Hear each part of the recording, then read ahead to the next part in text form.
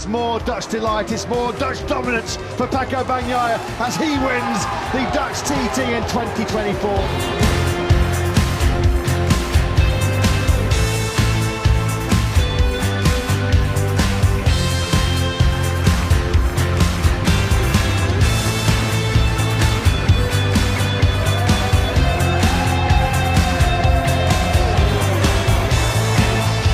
Once again, for the 5th time in his career in the 30 MotoGP, is Paco Bagnaia.